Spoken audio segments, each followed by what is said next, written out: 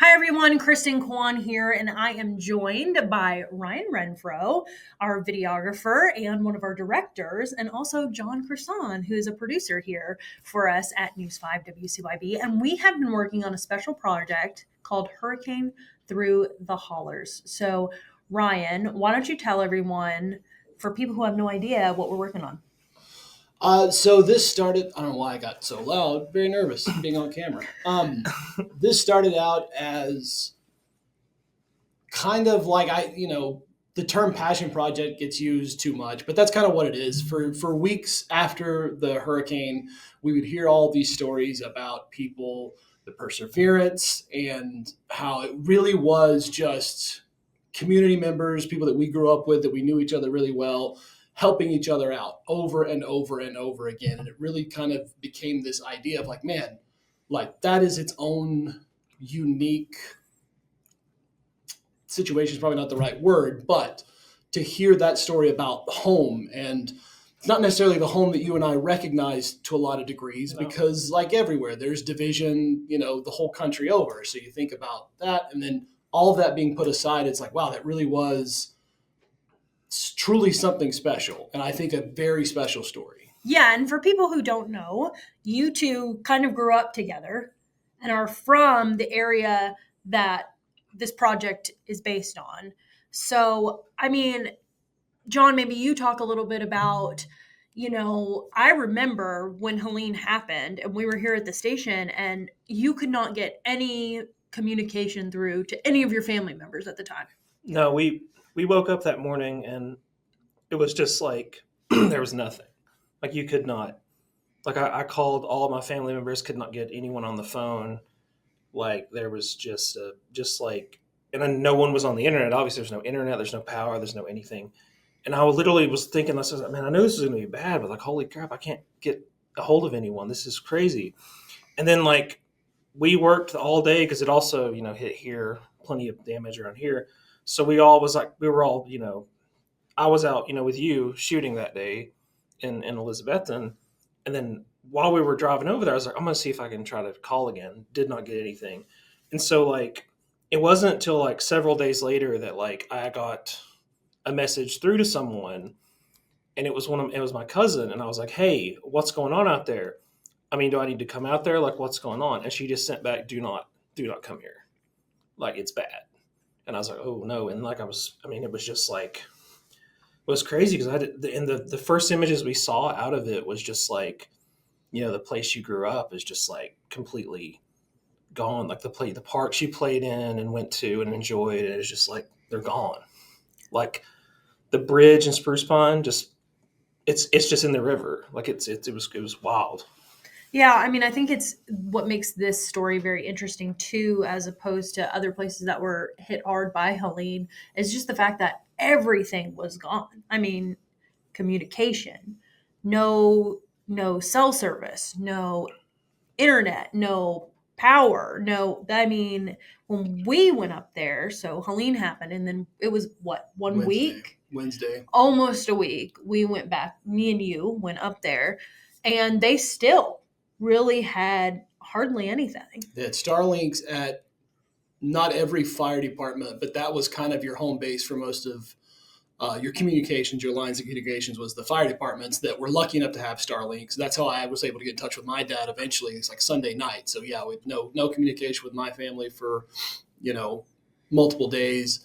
But that was kind of home base. We went to the fire department and then we drove around just based on how the roads were open. We went past two or three other fire departments, and there are always long lines for people getting supplies. And they were lucky enough to get to a Starlink and get, connection to be able to talk to people that way. But then it was just like the biggest thing was, of course, there was the mud, there's the damage from the river, but the tree line, just seeing how much of it was almost like you akin to like the mountain missing teeth, as far as like you look to the top of the ridge line and there's just big gaps and you can see the trees laying down. And it's even worse now when you go up and it's, when the snow's lying on top, because it's, that much more prevalent. But that was the biggest thing driving across, was just seeing how much tree damage and how unrecognizable the tops of the mountains were.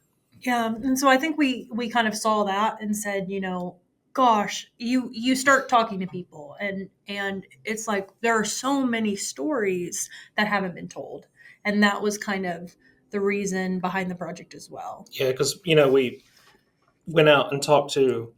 Since growing up in the area and being from that area, we naturally had connections all throughout the community. So we started asking around, started you know going to people and being like, hey, tell us your story. What happened?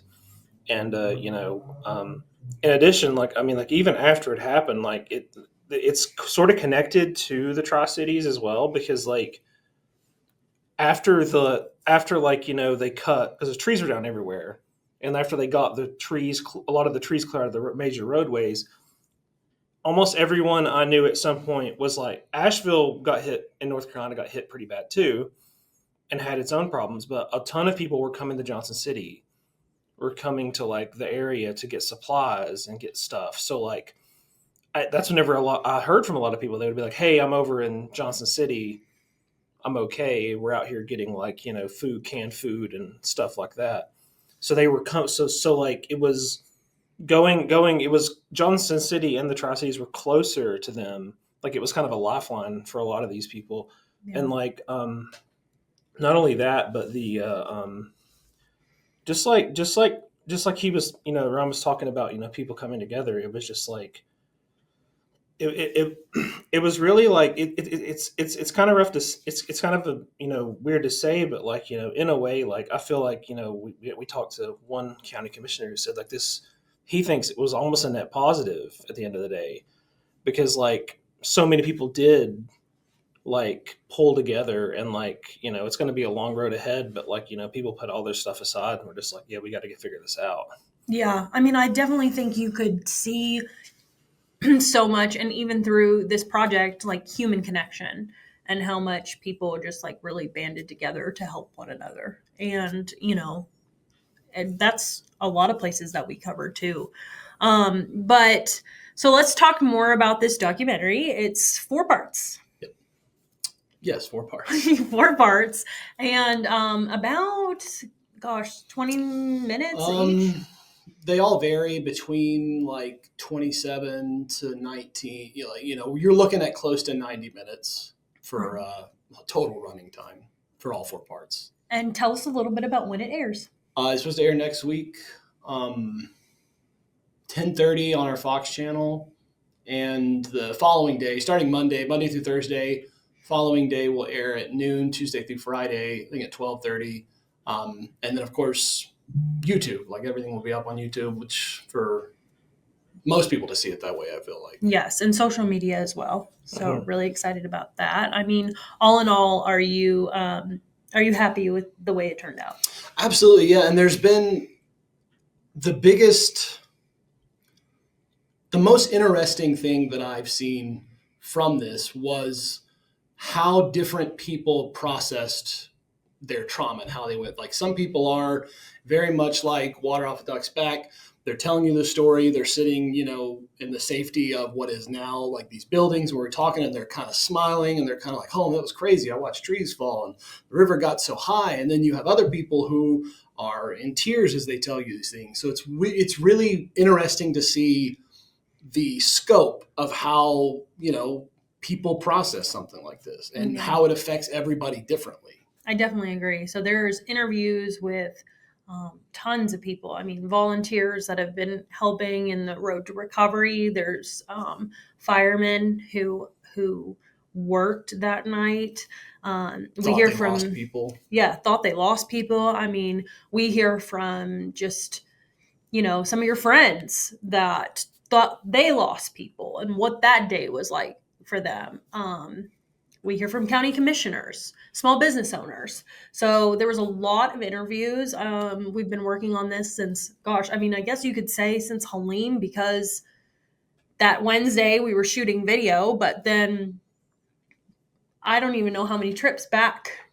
But almost 2 to 3 a week since the beginning of December. Like I went up there Thanksgiving to cover a story. And that's where I met more people that ended up, introducing me to more people. And that was the biggest thing, is like, if you can just get in the door here, if you can get in the door there, they know somebody. And then that person knows somebody. Oh, you got to talk to this person. That's where you really meet and like get the best core sample of the community. Definitely. And it was easy because like, in a way, because like there was not a single person there that wasn't touched by this in some way. They might not have lost their house. They might not have lost, all the stuff they owned. They might have had minimal damage personally to their home, but they had no power. They had no cell service. Everyone was touched by it in some way. And everyone it was the whole never seen. I mean, people say it over and over again when we talk to them. They've never seen anything like this before. This was like I said, it was the wind and the flooding. I mean, Typically, I agree. one or the Even other. looking at the damage, I mean, Yeah. it's probably the biggest disaster that I've ever seen, And especially in our region. And it really hit home for me because you watch the news and you watch these disasters on your television, happen the world over at other places. It's really different whenever it happens to like the place that you grew up or the place that and it's just so much. It's like you don't have that degree of separation anymore. It's a part of you too, and that was one of the that was really one of the main reasons that we have to do this because this is our people. For sure. It definitely puts things in perspective going forward. Well, I hope you guys will check it out, Hurricane Through the Hollers. It will air next week, starting on Monday. And of course, you can catch it on our YouTube page.